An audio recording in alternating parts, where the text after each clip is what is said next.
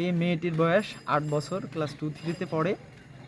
যে অভিযুক্তর নাম আফতাব ডাক্তার। উনি একজন গ্রাম্য ডাক্তার, গ্রাম্য চিকিৎসক।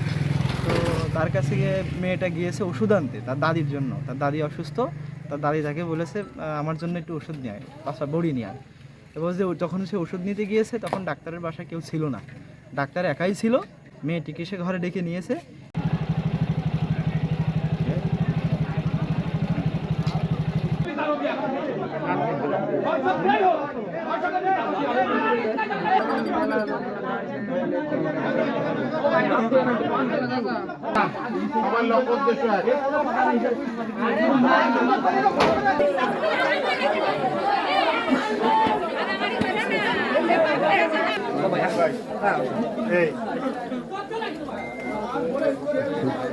একটা লোক গায়ে হাত দেবে না।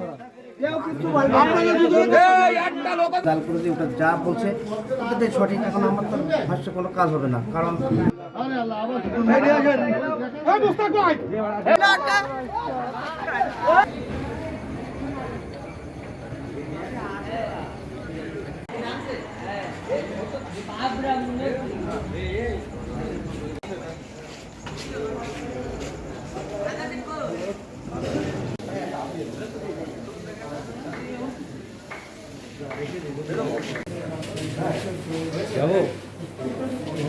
গেলাম গো।